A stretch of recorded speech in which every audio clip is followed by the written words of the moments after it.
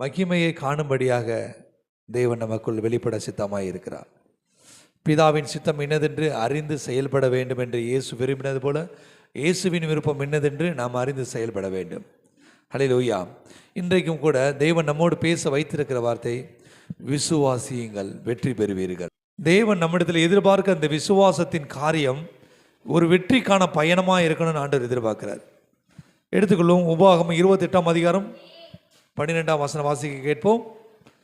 கர்த்தர் தம்முடைய பிள்ளைகளுக்கு வைத்திருக்கிற வாக்கு தத்தங்களையும் அவர் செய்ய நினைத்த அற்புதங்களையும் நாம் முழுவதும் நம்பணும்னு அவர் எதிர்பார்க்கிறார். அநேகருக்குள்ள அந்த காரியங்கள் குறைந்திருக்கிறது. தேவன் எதிர்பார்ப்பை நாம் நிறைவேற்றுகிறவர்களாக இருக்க வேண்டும்.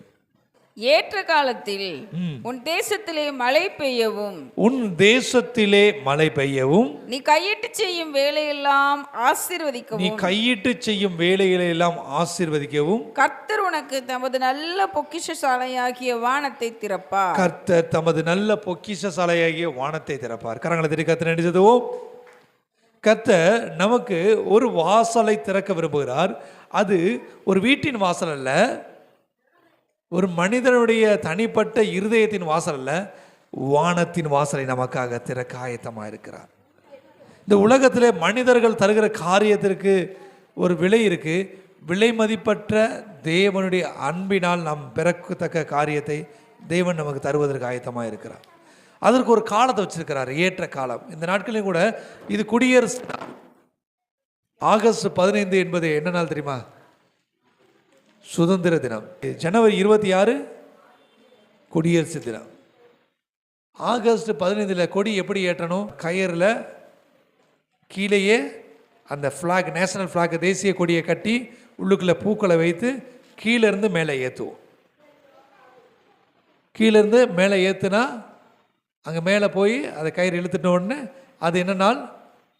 சுதந்திர தினம். இதே இது ரிபப்ளிக் டே, குடியரசு தினத்தில் எப்படி செய்வோம்னா கீழேருந்து மேலே ஏற்ற மாட்டோம், மேலேயே கட்டி வச்சுருப்போம். மேலே கட்டி வச்சதை அந்த கயிறை இழுத்து விட்டோன்னே அந்த கட்டுக்கள் ஓப்பன் ஆகி அந்த பூக்கள் விழுந்து அந்த கொடி அப்படியே வீச ஆரம்பிக்கும். அப்போ எதனால் அந்த மாற்றங்கள் பார்த்திங்கன்னா, இது சுதந்திரத்தை அறிவிக்கிறது. கீழேருந்து கொடி ஏற்றுறோம், எங்களை சுதந்திரம் கிடைச்சிருச்சு, எங்களை நாங்கள் அடையாளப்படுத்திக்கிறன்றது மேலே இருக்க கொடியை ஓப்பன் பண்ணிவிட்டு அதை பறக்க வைக்கிறோம். இப்படியாகவே இன்றைக்கு தேசத்தில் ஆண்டவர் ஒரு பெரிய ஆசீர்வாதத்தை கொடுக்க விரும்புகிறது போல நம்முடைய வாழ்க்கையில் ஒரு ஆசீர்வாதத்தை கொடுக்க விரும்புகிறார். முதலாவது வாசனத்தின் தலைப்பு இப்படியா சொல்லப்படுகிறது, வாக்கு தத்தத்தை பிடித்து கொள்ளுங்கள். சொல்லுங்க. தத்தத்தில் ஒரு குறித்த நாட்கள் உண்டு, எல்லாத்துக்கும் ஒரு நாள் இல்லை. இப்போ இப்படியாக அன்புக்குரிய மகள் சொன்னது போல, நான் பாலை ஏறி இறங்கின உடனே அங்கே கண்ணீரோடு ஜெபிச்சேன்னு சொன்னாங்க. அந்த இருதயம் அவர்களுக்குள்ளே வெளிப்பட்டது பல நெருக்கத்தை அவர்கள் சந்தித்த பின்புதான் அந்த வெளிப்பாடு அவர்களால் உணர முடியுது. ஆனால் ஆண்டவர் ஏற்கனவே வாக்கு தத்தங்கள் நம்ம கொடுத்துருக்கிறாரு.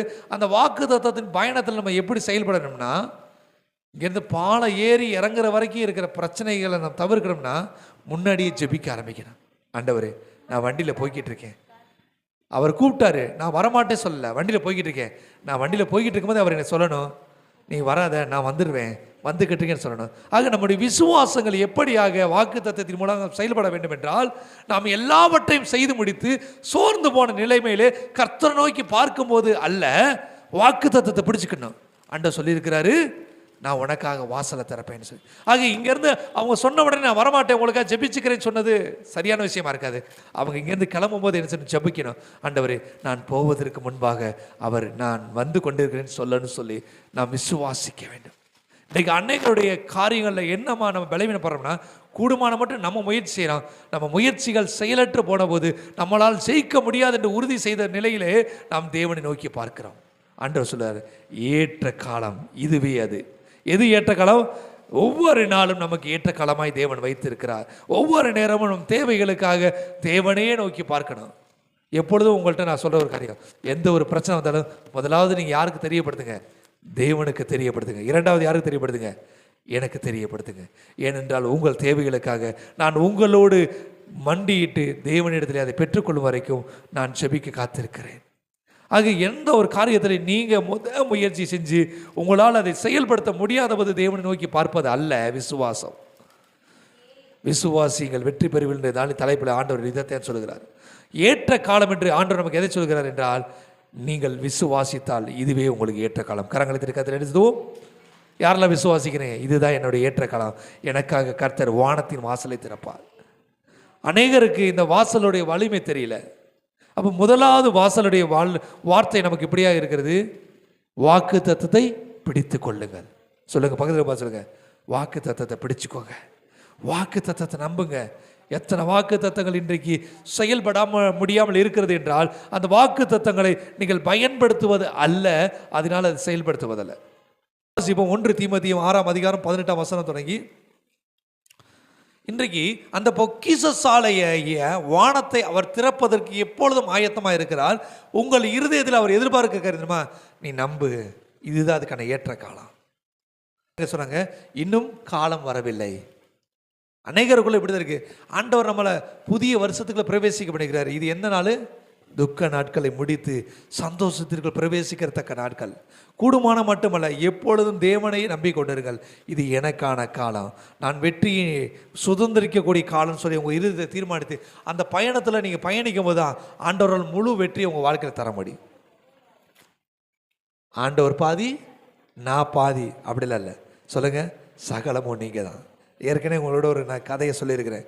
என்னுடைய மொத்த வாழ்க்கை உங்களுடைய கருத்தில் ஒப்பு கொடுக்குறேன். ஆண்டவரே, நீர் எல்லாவற்றிலும் என்னை பயத்திலிருந்து விடுதலையாக இருக்குங்க. அதுதான் தேவனை முழுவதும் நம்புகிற நம்பிக்கை. விசுவாசித்தால் வெற்றியை காண்பீர்கள்ன்றது எதுக்குன்னா, எல்லாவற்றிலும் விசுவாசிக்கணும். கர்த்தர் எனக்காக வானத்தின் வாசலை திறந்திருக்கிறார். ஆமென். எனக்கு மனுஷ இடத்துலேருந்து தயவு வருமா? நிச்சயம் வரும். எப்படி வரும் தெரியுமா? நான் கர்த்தர் இடத்துல கேட்கணும், மனித தயவு கிடைக்கும். அப்போ அந்த அன்புக்குரிய மகள் எங்கே நின்று, பாலத்தை கீழே நின்று தேவனை நோக்கி பார்க்குறாங்க. யார் கொண்டு தான்? ஒரு மனிதன் மூலமாக தேவன் அதை செய்ய வைக்கிறார்.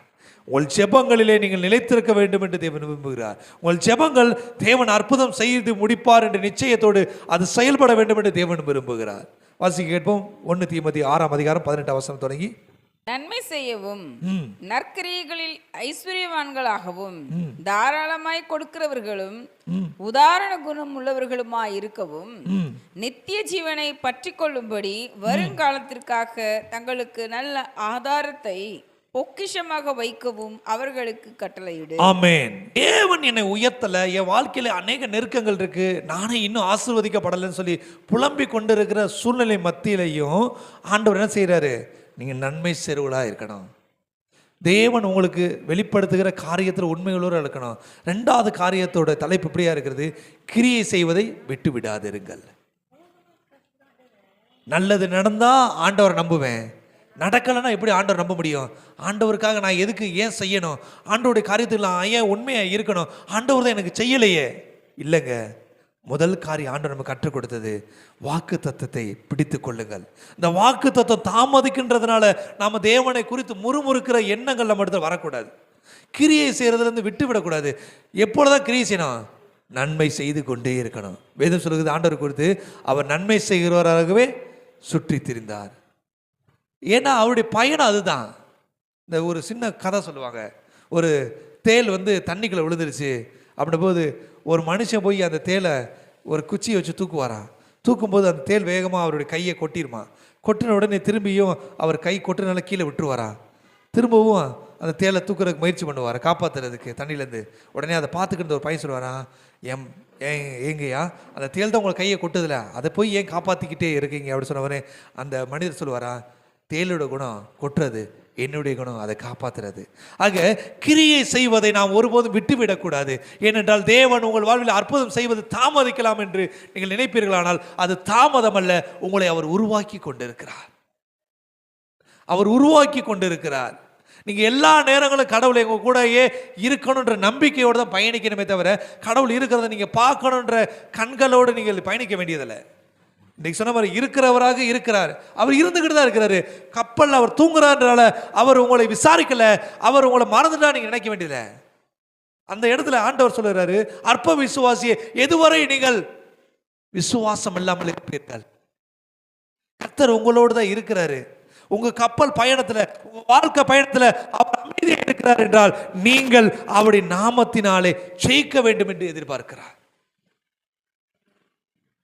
இன்னைக்கு நல்லா நம்புங்களேன், உங்களுக்கு 2 பிள்ளை இருக்குன்னா, ஒரு பிள்ளை ரொம்ப பலவீனமான பிள்ளை, ஒரு பிள்ளை எல்லாவற்றையும் நேர்த்தியாக செய்யக்கூடிய பிள்ளை. நீங்கள் எந்த பிள்ளை கூட இருப்பீங்க? அப்போ எல்லாவற்றையும் செய்கிற கூட பிள்ளை என்ன நினைக்கும்? என்ன என் கூட டேடி இல்லை மம்மி இல்லை நினைக்குமா இல்லையா? நீங்கள் அப்போ என்ன சொல்லுவீங்க அந்த பிள்ளைக்கு? டேய், உன்னால் எல்லாம் செய்ய முடியுடா, உனக்கு எல்லாவற்றையும் செய்யக்கூடிய திராணியை நான் ஆண்டவர் கொடுத்துருக்கிறாரு, உன் கூட நான் எப்பயும் இருப்பேன். ஆனால் இன்னைக்கு அநேக நேரங்கள் நம்ம என்ன செய்யறது தெரியுமா?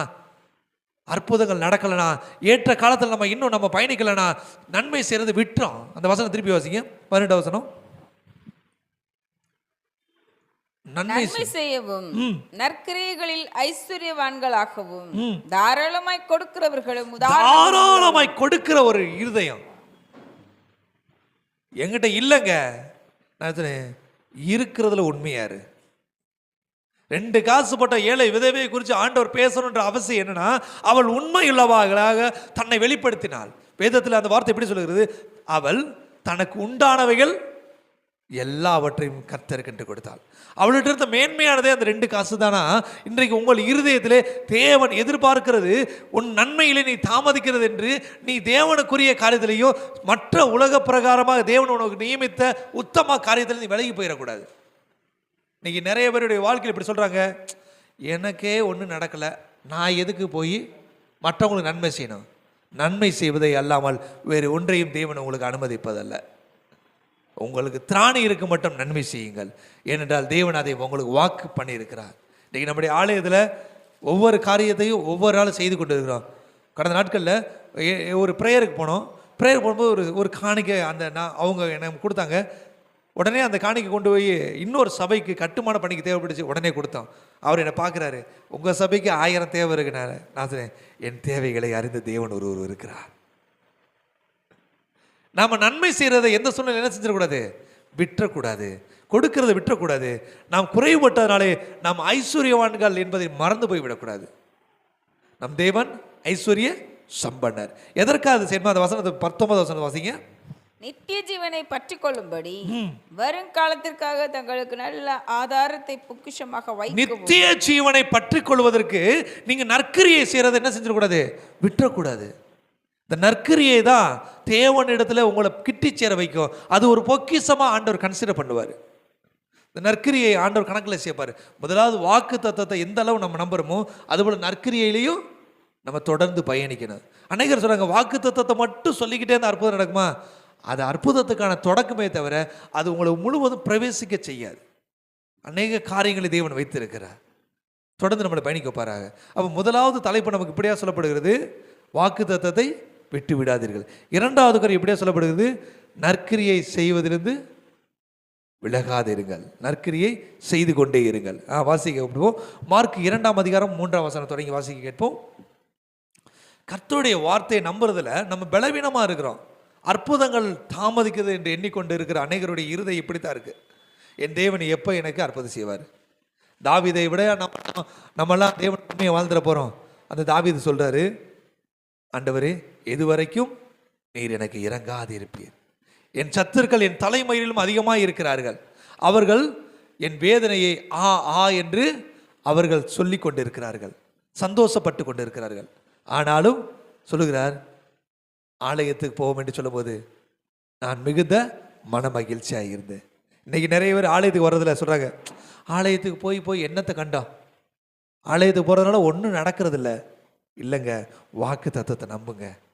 அவர் உண்மையுள்ளவராக உங்களுக்கு வாக்கு தந்திருக்கிறார். தாமதிக்குதுன்னா நம்ம பலப்படணும் விரும்புகிறாரு, அதில் நற்கிரியை செய்யணும்னு விரும்புகிறாரு. அநேகர் இப்படி சொல்கிற கேட்டுக்கேன், என்கிட்டலாம் இருந்தால் நான் நல்லா செஞ்சிருவேன். நான் சொன்னேன், இருந்தால் செய்யறதில்ல, இருக்கிறதுலேருந்து செய். உனக்கு என்ன தேவன் திராணி கொடுத்துருக்கிறாரோ அந்த திராணிலேருந்து தேவனுக்கு உண்மையாக இரு. மற்றவர்களுக்கு நன்மை செய்ய, மற்றவர்களுடைய காரியங்களை, ஒருவேளை உன்னால் பொண்ணை கொடுக்க முடியாது, பொருளை கொடுக்க முடியா, உன் கையேவாது கொடு.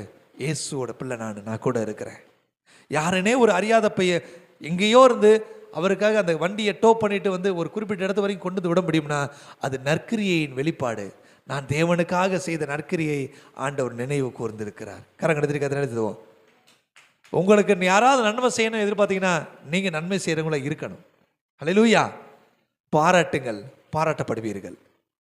கனம் பண்ணுங்கள், கனம் பண்ணப்படுவீர்கள். உயர்த்துங்கள், உயர்த்தப்படுவீர்கள். சந்தோஷப்படுத்துங்கள், தேவன் உங்களை சந்தோஷமாக வைப்பார். அல்லேலூயா. வாசிக்க கேட்போம். மார்க் 2:3 தொடங்கி. அப்பொழுது 4 பேர் ஒரு திமிர்வாதக்காரனை சுமந்து கொண்டு அவரிடத்தில் வந்தார்கள். ஜனக்கூட்டத்தின் நிமித்தம் அவருக்கு சமீபமாய் சேரக்கூடாமல் அவர் இருந்த வீட்டின் மேற்கூரையை பிரித்து திறப்பாக்கி. ஆமென். இந்த சம்பவத்தை நம்ம இதுக்கு முன்னாடி எத்தனை முறை வாசிச்சிருக்கோம். ஒரு திமிர்வாதக்காரனுடைய சூழ்நிலை. ஆனாலும் அங்கே இயேசுவை அவர்கள் சந்திக்க வேண்டும் என்று, அவனை எப்படியாக சுகமாக வேண்டும் என்று அவனோடு கூட இருந்த சிலர் திட்டமிட்டார்கள். இன்னைக்கு நம்ம தேவனுடைய காரியத்தில் என்ன செய்யணும்னா, தேவனை நெருங்கிறதுக்கு கூடாமல் தள்ளி போயிடுறோம். அங்கே வசனம் எப்படி சொல்கிறது, ஜனக்கூட்டத்தின் மத்தியிலே அவர்கள் சேரக்கூடாமல். இயேசு இருக்கிறத பார்த்துட்டாங்க. இன்னைக்கு உங்கள் வாழ்க்கையில் இயேசு இருக்கிறான்னு தெரிஞ்ச பிறகு நீங்கள் இயேசு கூட கிட்டி சேர அனுபவத்திலேருந்து விலகி நிற்கக்கூடாது. எப்படி ஆகிலும் காரியங்களை சொல்றீங்க, என்னால் முடியல, வேலை காரியம், பலவீனம், சுகவீனம், எனக்கு நிறைய டயர்டு, நிறைய ப்ரெஷரு. நான் இப்படியாக ஒரு அன்புக்குரிய சகோதரனை பார்த்துருக்கிறேன். அவர் ஆலயத்துக்கு நான் கூப்பிடும்போது சொல்லுவார், நிறைய கடன் பிரச்சனை இருக்குது, என்னால் ஆலயத்துக்கு வர முடியல அப்படின்னு சொல்லுவார். அந்த நெருக்கத்தின் மத்தியிலே நம்ம தேவனை தேடணும். 3ஆவது காரியம் சொல்லுது, நீங்கள் நெருக்கத்தின் மத்தியிலையும் தேவனை தேடுங்கள். எப்படியாவது தேடணும். அந்த வார்த்தை எப்படி சொல்லப்படுது, நெருக்கத்தின் மத்தியிலே தேவனை தேடணும். ஜன கூட்டத்தின் மத்தியில் இயேசுவை அங்கே கிட்டி சேர முடியல. வாசிப்போம் இந்த வசனத்தை. 4ஆம் வசனம். ஜனக்கூட்டத்தின் நிமித்தம் அவருக்கு சமீபமாய் சேரக்கூடாமல் அவர் இருந்த வீட்டின் மேற்கூரையை பிரித்து திறப்பாக்கி திமிர்வாதக்காரன் கொடுக்கிற படுக்கையை இறக்கினார்கள். இந்த ஒரு வார்த்தை நம்ம எப்படி பார்த்துருக்காங்க, கொடுக்கிற தெய்வம் கூரை பிச்சுக்கிட்டு கொடுக்குமாங்க. பார்க்குறாங்க, கூரையை பிச்சுக்கிட்டு கொடுக்குற தெய்வத்தில் தெய்வத்தையே நோக்கி போகிறாங்க. இன்றைக்கு தேவனை சந்திப்பதற்கு எத்தனை வழிகள் அடைத்தாலும் புதிய வழிகளை நீங்கள் தேவனை சந்திப்பதற்கு ஆயத்தமாக வேண்டும். அந்த மனுஷனுக்கு அற்புதம் வேணும்னா அவங்க விசுவாசத்தொட்டு மட்டும் நம்பல, அவங்க வாக்கு தத்தத்தை மட்டும் நம்பல, கிரியை செய்ய மட்டும் நம்பல, அதற்காக தங்களை அவர்கள் செயல்படுத்துகிறவர்களாக அவர்கள் பயணிக்க தொடங்கினாங்க. அந்த இடத்துல ஆண்டவர் அந்த மனுஷனை பார்த்து ஒரு வார்த்தை சொல்றாரு. வாசிப்போம் 5ஆம் வசனம். இயேசு அவர்கள்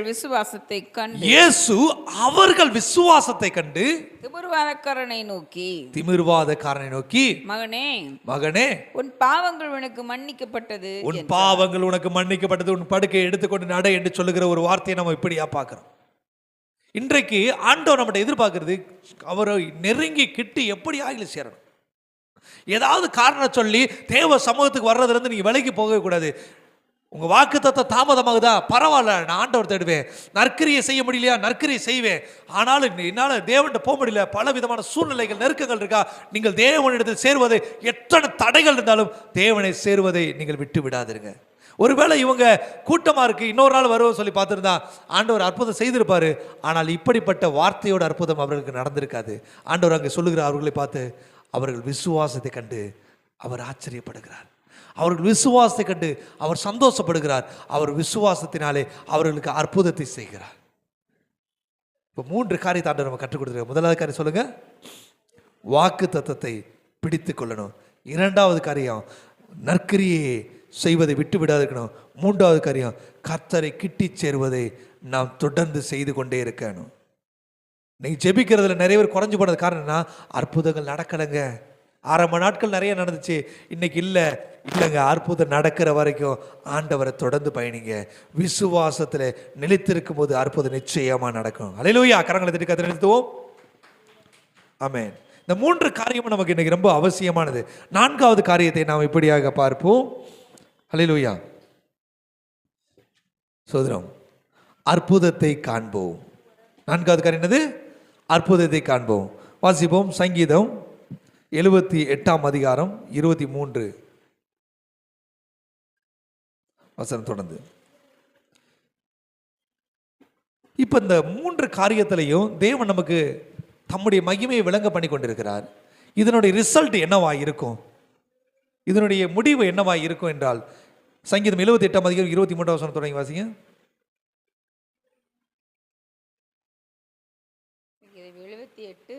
23ஆம் வசனம் தொடங்கி.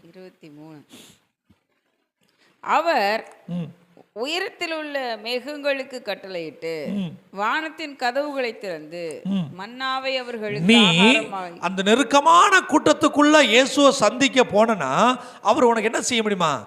உயரத்திலிருந்து என்ன செய்வாரா? வானத்தை திறந்து. உங்களுடைய ஆசீர்வாதம் ஏன் ஆசீர்வாதமும் ஏதோ ஒரு மனிதனிடத்திலிருந்து வர்றதா இருக்கக்கூடாதுங்க. ஆபிரகாம் நமக்கு கற்றுக் கொடுத்த ஒரு சத்தியம் உண்டு.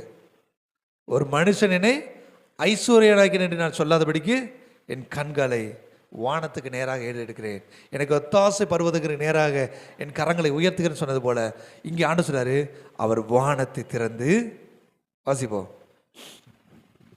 அவர் உயரத்தில் உள்ள மேகங்களுக்கு கட்டளையிட்டு வானத்தின் கதவுகளை திறந்து மன்னாவை அவர்களுக்கு ஆகாரமாக வர்ஷிக்க பண்ணி. உங்களுடைய தேவைகளை எங்க சந்திக்க போறாரு ஆண்டவர்? வானத்து கட்டளைப்படாரு. என் பிள்ளை எல்லாவற்றிலும் உண்மையாக இருக்கிறாங்க, என் பிள்ளை என்னை நம்புறதுல நிலைச்சிருக்கிறாங்க, என் பிள்ளை என் சத்தியத்திலே அவர்கள் உத்தமமாய் நடக்கிற நடக்கையிலே அவர் நிலைத்திருக்கிறபடினாலே வானத்துக்கு கட்டளையிடுவாருங்க. உங்களுக்காக எனக்காக ஒரு மன்னாவை அவர் எங்கேருந்து கொடுக்க விரும்புகிறாரு? ஏதோ ஒரு மனிதனிடத்திலிருந்து இல்லை, வானத்திலிருந்து, வானத்தின் கதவுகளை திறந்து மன்னாவை தேவன் உங்களுக்கும் எனக்கு கொடுக்க ஆயத்தமாக இருக்கிறார். அல்லேலூயா. நான்காவது காரியம் இப்படியாக இருக்கிறது, அற்புதத்தை காண்பீர்கள். இந்த அற்புதத்தை காணணும்னா நம்ம எப்படி இருக்கணுமா? விசுவாசத்தின் பயணத்தில் தொடர்ந்து பயணிக்கணும். வாசிங்க அந்த வசனம் 24. மன்னாவை அவர்களுக்கு ஆகாரமாக வர்ஷிக்க பண்ணி வானத்தின் தானியத்தை அவர்களுக்கு கொடுத்தார். தூதர்களின் அப்பத்தை மனுஷன் சாப்பிட்டான். தூதர்கள் அப்பத்தை. இன்னைக்கு அநேக நேரங்களில் நம்ம இப்படி சிந்திக்கிறோம், எனக்கு தகுதி இல்லை.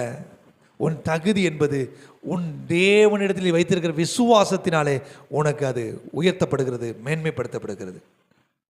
தூதர்களுக்கு கொடுக்க வைத்திருக்கிற உணவை இன்னைக்கு பாருங்களேன், அநேகர் எப்படி சொல்லுவாங்க, இங்கே பாருங்க, அவங்களுக்கு வச்சிருக்கிறது உங்களுக்கு கொடுக்க முடியாது, அவங்க முக்கியமான ஆள், அவங்க ஸ்பெஷலான அவங்களுக்கு வச்சுருக்கோம். ஏன்னா ரிசர்வேஷன் என்பது ஒரு முக்கியத்துவமான விஐபி கொடுக்கப்பட்டது. ஆண்டு சொல்றாரு, தூதர்களுக்குரியதை நான் உனக்கு கொடுக்குறேன்னா அவர்களிலும் உன்னை நான் மேன்மையாக பார்க்கிறேன். இப்போ நான்காவது காரியம், அற்புதத்தை காண்போம் என்ற நிச்சயத்தை தேவன் உறுதி செய்கிறார். எங்கிருந்து நமக்கு அற்புதம் செய்ய போறாரு? உயரே வானத்திற்கு கட்டளையிட்டு அதன் மூலமாக தேவன் நமக்கு அற்புதம் செய்வார். யாரை விசுவாசிக்கிறாங்களா தெரியுங்க? ஆமென். அப்ப இந்த நான்கு காரியம், முதலாவது காரியம் என்னது? வாக்குத்தத்தத்தை பிடித்துக் கொள்ளுங்கள், நற்கிரியை செய்வதை விட்டு விடாதீர்கள், தேவனை கிட்டி சேருவது தொடர்ந்து பயணிகள். நான்காவது காரியம், அற்புதத்தை காண்போம். ஐந்தாவது காரியத்தை பார்ப்போம். அல்லேலூயா. சோதரண்டவர் உன்னதங்களில் இயேசு கூட உட்கார செய்வார். இந்த அற்புதத்தை மட்டும் பெற்றுக்கொண்ட போதுமா? இந்த உலகத்தின் பயணம் மாத்திரம் நமக்கு போதாதுங்க, நம்ம தேவனோடு இருக்கக்கூடிய ஒரு பயணம் வேணும். உன்னதங்களிலே அவர் நம்மை உட்கார செய்வார். வாசிக்க கேட்போம். எபேசியர் 2ஆம் அதிகாரம் 6ஆம் வசனம் தொடங்கி.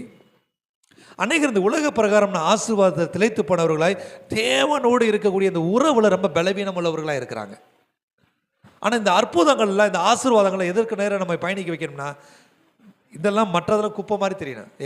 விலையேற பெற்ற தேவனுடைய அன்பை கடலில் இதெல்லாம் ஒரு பெரிய விஷயம் இல்லை. வாசிக்கும் எபேசியர் 2ஆம் அதிகாரம் 6ஆம் வசனம் தொடங்கி. கிறிஸ்து இயேசுவுக்குள் அவர் நம்மிடத்தில் வைத்த தயவினாலே, அவர் நம்மேல் வைத்த தயவினாலே தம்முடைய கிருபையின் மகாமேன்மையான ஐஸ்வர்யத்தை, தம்முடைய கிருபையின் மகாமேன்மையான ஐஸ்வர்யம், இந்த அன்புல இருந்து கிடைக்கக்கூடிய ஒரு ஐஸ்வர்யத்தை அவர் நமக்கு கொடுக்கும்போது, இந்த உலக ஐஸ்வர்யம் நமக்கு எப்படி இருக்குமா? குப்பை போல இருக்குமா? இந்த காசு பணத்துக்கு தான் இந்த ஓட்டமா? பரலோகத்தில் தங்கம் எங்க இருக்குமா? நீங்க நடக்கிற இடமெல்லாம் தங்கமா இருக்குமா? வைரங்களும் வைடூரியங்களும் அங்கே உங்களுக்கு முன்பாக சும்மா கிடக்கிற காரியங்களா இருக்குமா? இன்னைக்கு அநேக நேரங்களில் நம்ம என்ன செய்யறோம்? ஐஸ்வர்யத்துக்காக தேவனை தேடுறோம். ஆனால் சொல்றாரு, ஐஸ்வர்யமுள்ள தேவனை தேடுங்க. நம்மேல் வைத்த அப்படி தயவின் ஐஸ்வர்யத்தை, அப்படி அன்பின் ஐஸ்வர்யத்தை தேவன் நமக்கு தருவதற்கு ஆயத்தமா இருக்கிறாரு. ஹல்லேலூயா. வாசி கேட்போம். கிறிஸ்து இயேசுவுக்குள், திரும்ப வாசிங்க. கிறிஸ்து இயேசுவுக்குள் அவர் நம்மிடத்தில் வைத்த தயவுனாலே தம்முடைய கிருபையின் மகா மேன்மையான ஐஸ்வர்யத்தை வருங்காலங்களில் விளங்க செய்வது. கிருபை இருக்கிறவங்களுக்கு என்ன இருக்கா? அன்பின் ஐஸ்வர்யம் உங்களுக்கு கொடுக்கப்பட்டுக்கிட்டு இருக்கு. நம்மளை எதனால மீட்கப்பட்டிருக்கிறோம்? கிருபையினால மீட்கப்பட்டிருக்கிறோம். இந்த உலகத்தில் இலவசம் எது? தேவனுடைய கிருபை மட்டும்தான், வேற எதுவுமே கிடையாது. இலவசன்றது பூமியில் ஒன்று இல்லவே இல்லை. நேற்று தினத்தில் ஒரு கேம்ப்பு போயிருந்த போது ஒரு தம்பி சொல்கிறாரு, பாஸ்டர் நீங்கள் சொல்லுவீங்க இலவசம் ஒன்று இல்லவே இல்லைன்னு, நான் கண்ணால் பார்த்துட்டேன். ஒரு கேம்பில் இலவசம் சொல்லி என்னை கூட்டி போனாங்க, எல்லாமே இலவசம் சொன்னாங்க. அங்கே போனது இதெல்லாம் இலவசங்க, ஆனால் இதுக்கு மட்டும் நீங்கள் பணம் கட்டுன்னு சொன்னாங்க. அப்போ தான் சொன்னேன், நினச்சிக்கிட்டேன் நீங்கள் சொன்னது இலவசம்னு ஒன்று கிடையாது.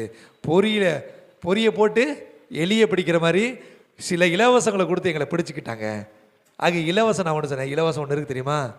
ஒருவராலும் தர முடியாத, ஒருவராலும் பறிக்க முடியாத, ஒருவராலும் எந்த விதத்திலும் விலை கொடுத்து வாங்க முடியாத இயேசு கிறிஸ்துவின் கிருபை தான் இலவசம். அந்த இலவசம் தவிர பூமியில வேற எதுவுமே இலவசம் கிடையாது. இலவசம் என்பது பொய்யின் அடையாளம். அல்லேலூயா. தேவனுடைய கிருபையை இலவசமாய் பெற்ற நாம் வேற எந்த இலவசத்துக்காக போய் நிற்க வேண்டிய அவசியம் இல்லை. அல்லேலூயா. இன்றைக்கு மகிமையின் ஐஸ்வர்யத்தினாலே கிருபையை தேவன் நமக்கு தந்திருக்கிறார். வாசிப்போம் அந்த 6 வசனம், திரும்பி வாசிங்க. 7 வசனம். கிறிஸ்து இயேசுக்குள் நம்மை அவரோட கூட எழுப்பி உன்னதங்களிலே அவரோட கூட உட்காரும். இந்த மகிமையின் ஐஸ்வர்யத்தை தேவன் நமக்கு தரது கூட நோக்கம் என்ன தெரியுமா? நம்ம எங்க இருக்கணுமா? அவரோடு கூட, அவரோடு கூட உன்னதங்களில் இருக்கணுன்றதுக்காக. ஒரு அந்த திருடனை பார்த்து, சிலுவையில் அறைக்கப்பட்ட திருடனை பார்த்து ஆண்டவர் என்ன சொல்றாரு? நீ இன்று என்னோடு கூட பரதேசில் இருப்பா. இந்த எட்டர்னிட்டி, அதை முடிவில்லாத ராஜ்யத்துக்கு தான் நம்ம பயணிக்கணுமே தவிர இந்த அழிந்து போகிற ஆசீர்வாதம் ஒரு நாள் மட்டும் போயிடும். ராஜாவாக இருந்தாலும் ஆண்டியாக இருந்தாலும் ஒரு நாள் மரணம் உண்டு. ஆனால் அந்த மரணத்துக்கு அப்புறம் நம்முடைய வாழ்க்கை எப்படி இருக்கணும்? உன்னதங்களில் இருக்கக்கூடிய ஒரு அனுபவம் இருக்கணும். இந்த உன்னதங்களின் அனுபவத்துக்குள்ளே நம்ம பயணிக்கணும்னா இயேசுவோடு இருக்கக்கூடிய இந்த மகிமையின் கிருபையின் ஐஸ்வர்யத்துக்குள்ளே நம்ம பயணிக்கணும்.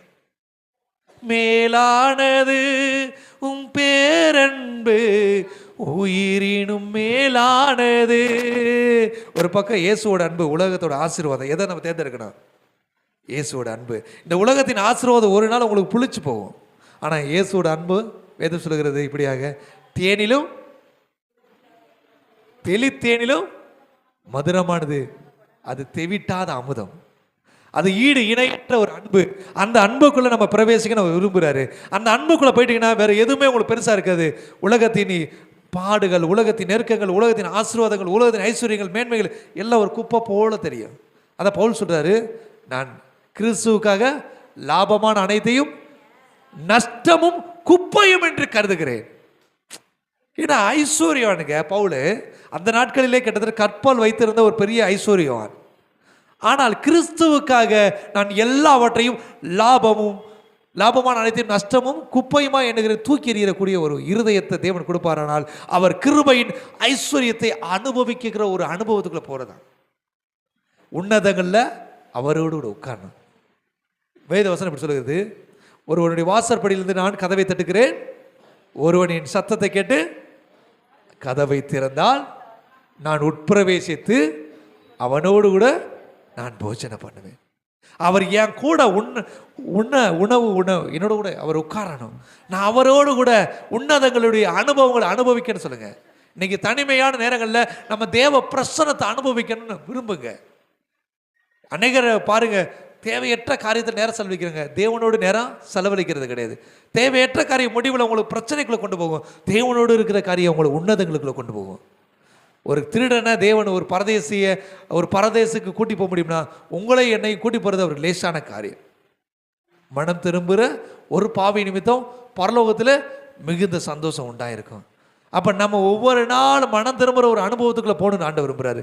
அப்போ 5வது காரியம் எப்படி சொல்லப்பட்டு இருக்கிறது? எந்த காரியம்? உன்னதங்களிலே உட்கார செய்யணும்னு ஆண்டவர் விரும்புகிறார். ஹல்லேலூயா. 6வது காரியத்துக்கு போகுமா? கர்த்தர் நல்லவர். நாம் அரசாள வேண்டும் என்று தேவன் விரும்புகிறார். யாரெல்லாம் அரசாள விரும்புறீங்க?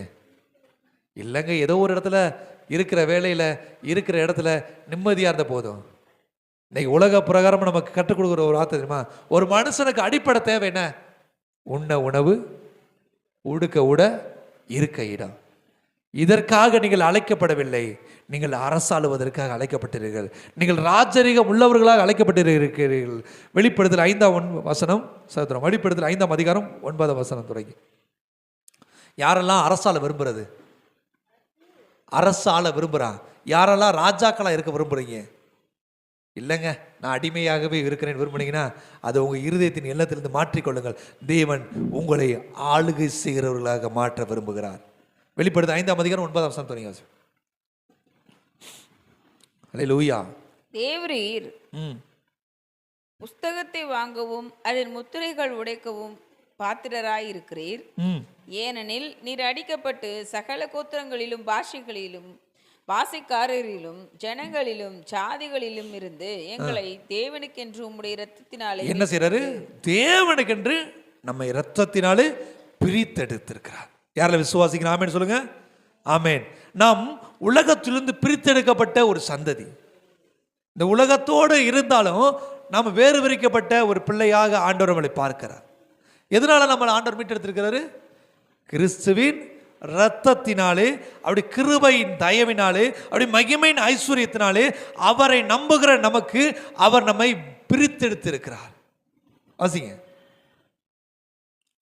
உம்முடைய இரத்தத்தினாலே மீட்டுக்கொண்டு எங்கள் தேவனுக்கு முன்பாக எங்களை ராஜாக்களும் ஆசாரியர்களும் நம்மளை என்னவா மாத்தி இருக்கிறாரு? ராஜாக்களா. யாரெல்லாம் நம்புறீங்க? என்னை பிரித்தெடுத்திருக்கிறார். அடிமைத்தனத்திலிருந்து பிரித்தெடுத்திருக்கிறார். உலகத்தின் தேவையற்ற பலவீனங்களை என்னை பிரித்து எடுத்துக்கிறார். தேவன் வேறு பிரித்து இன்னொரு அடிமைத்தனத்தை கொண்டு போல ராஜாக்களாய், ராஜாக்களாய், ஆசாரியர்களாய் தேவன் நம்மை அழைத்திருக்கிறார். அநேகருக்கு இந்த அனுபவம் இல்லாதனால தான் இப்போ என்ன செய்யறான்? ஏதாவது கொடுங்கப்பா. இந்த நம்ம ஒரு பாட்டு பாடுங்கள, ஏதா இல்லை. என்ன பாட்டு? அது பாட்டு கிரகிக்க முடியா என் தேவன் எனக்காய் ஏதாயிலும் செய்திடுவார். நம்ம சபையில் அந்த வார்த்தை கிடையாது. என் தேவன் எனக்காய் சகலத்தையும் செய்திடுவார் என்றாகிலும் என்னை மறப்பது உண்டோ. இந்த வார்த்தையை ஒரு சபையில் போய் பண்ண உடனே அவங்க சொன்னாங்க, அப்படி இல்லைங்க அந்த வார்த்தை. ஏதாகிலும் நாங்கள் ஏதோ ஒன்று கேட்குற கூட்டம் கிடையாதுங்க, நாங்கள் ராஜாக்கள். உடனே அவங்க மாத்துறாங்க. உடனே அவங்க சபையில் வச்சாங்க, என் தேவன் எனக்காய் சகலத்தையும் செய்திடுவார். அது சொல்லும் போது ஒரு கம்பீரம். ஏதாகிலும் கேட்கும் போது ஏக்கம். சொல்லுங்க, ஏதாகிலுமா பெற்றுக்கொள்ள வந்திருக்கீங்க? அந்த தேவாலயத்து வாசப்படியில் பிச்சைக்காரன் பேதுருவை யோவானை பார்த்து இவர்களிடத்தில் ஏதாகிலும் கிடைக்கும் என்று எண்ணிக்கொண்டு அவர்களை நோக்கி கொண்டிருந்தான். ஏதாகிலும் கிடைக்குன்னா அது யாரா இருக்கணும்? பிச்சைக்காரனா தான் இருக்கணும். உடனே பேதுரு ஏவான்னு சொல்றாங்க, நீ எங்களை பார்க்கிற தெரிஞ்சிருச்சு, வெள்ளியும் பொண்ணா எங்கள்கிட்ட இல்லை, ஆனால் எங்கள்கிட்ட ஒன்று இருக்கு, விலையேற பெற்றது. அது இந்த உலகத்தில் எந்த ஒரு மனுஷனும் தர முடியாது. நாங்கள் நம்புகிறவராலே அது உனக்கு கொடுக்க முடியும். ஏசு கிறிஸ்து நாமத்தினாலே எழுந்து நட என்ற போது அவன் எழுந்து நடந்து துள்ளி குதித்து அவர்களோடு தேவனை மகிமைப்படுத்த முடியாத தேவாலயத்துக்குள் பிரவேசித்தான் என்று சொல்கிறது. இன்னைக்கு நாம ஏதோ ஒன்று கிடைக்கிறதுக்கு வரல, அரசாளுகிறவர்களாய் தேவனுடைய பிள்ளைகள் என்ற மகத்துவத்தை உணர்ந்தவர்களாய் தேவ ராஜ்யத்துக்குள் பிரவேசிக்க விரும்புகிறாரு. கிறிஸ்துக்குள்ள இருக்க அநேகர் இன்றைக்கு அடிமைகளாக இருக்கிறாங்க. எதுக்குள்ள அடிமைகள் தெரியுமா? உலகத்தின் தந்திரங்களுக்கு, உலகத்தின் போராட்டங்களுக்கு, உலகத்தின் மாய்மாலங்களுக்கு, உலகத்தின் ஐஸ்வர்யம் என்று சொல்லக்கூடிய மனிதனுடைய வார்த்தைகளுக்கு கீழ்ப்படிஞ்சு கிடக்கிறாங்க. ஆனா ஆண்டவர் நம்மளை எப்படி படைச்சிருக்கிறாரு? ஆளுகை செய்ய முடியாது. எல்லாவற்றையும் தேவன் பூமியில் படைச்சு மிருகங்களை படைத்து, அந்த மிருகங்கள் ஒவ்வொன்றும் இன்றைக்கு இருக்க மாதிரி இருக்காது.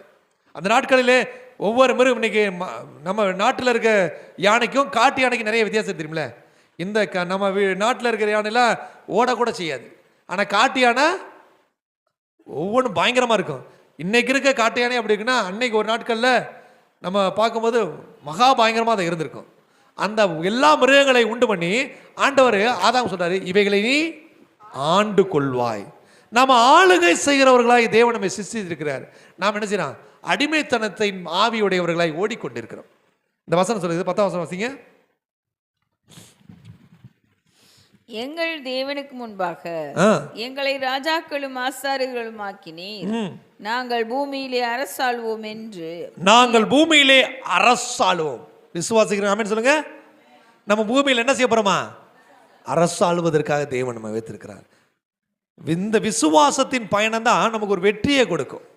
ஏதோ ஒரு கிறிஸ்துவ அல்ல, உலகத்தை உண்டாக்கின ஒரே தெய்வமா இயேசு கிறிஸ்துவ நம்புற நீங்கள் நானும் முழுவதுமாய் பெற்றுக்கொள்ளணும். பூமியும் அது நிறைவும் கர்த்தருடையது. இன்னைக்கு அநேக நேரங்களில் ஏக்கத்தோடு நம்முடைய வாழ்க்கை பணம் இருக்கு. கொடுங்கப்பா, ஏதாவது ஒன்று கொடுங்க. பெரிய வீடு இல்லைனாலும் சின்ன வீடு. நான் இப்படி தான் ஒரு இடத்துல ஒரு காரியத்தை கேட்டுட்டேன், அதனால் ஆண்டவர்கிட்ட மன்னிப்பு கேட்டுக்கிறீங்க. அப்பா ஏதோ ஒன்று இருந்தால் போதுன்னு ஒரு இடத்த கேட்டேன். அவர் சொன்னார், நீங்கள் கேட்டது நான் சீக்கிரம் முயற்சி பண்ணி தரேனாரு. ஆண்டவர்கிட்ட மன்னிப்பு. ஐயோ, தவறுதலாக அந்த வார்த்தையை கேட்டுட்டேனே. சில நேரங்களில் நம்ம சூழ்நிலை நிமித்தமாக ஏதோ ஒன்றை பெற்றுக்கொள்வதற்கு நாம் எத்தனைப்படுகிறோம். ஆனால் எப்பொழுதும் விசுவாசமானது ஏதோ ஒன்றை அல்ல, விரும்பினது வரும் வரைக்கும் அதை நோக்கி நம் இருதயங்கள் பயணித்துக் கொண்டிருக்க வேண்டும். இனிமேலாவது ஏதோ ஒன்று நம்ம ஆண்டவர்கிட்ட கேட்கக்கூடாது. அரசாளுகிறவர்களாக, ஆண்டவரே நீர் பூமியின் தெய்வம், வானத்தை பூமி உண்டாக்கினவர், சகலமும் உம்முடைய கரத்தில் இருக்குது, எனக்கு மேன்மையானதை கொடுங்க, நீர் திட்டம் பண்ணிதை கொடுங்க, நீர் வாக்கு பண்ணிதை கொடுங்க, உம்முடைய வாக்கு தத்தத்தை பிடித்து கொண்டிருக்கிறேன், உம்முடைய வாக்கு தத்தத்தை நம்பிக்கொண்டிருக்கிறேன், மேலானது வரும் வரைக்கும் உம்மை விட்டு விடுவதில்லை என்று நம்பிக்கொண்டிருங்க. இந்த சூழ்நிலை மாறும்போது நாமளும் நம்மளை என்ன செஞ்சுக்கிறோம், மாற்றிக்கிறோம். உலகம் நமக்கு கற்றுக் கொடுக்குற ஒரு காரியம் இருக்கு. என்னது?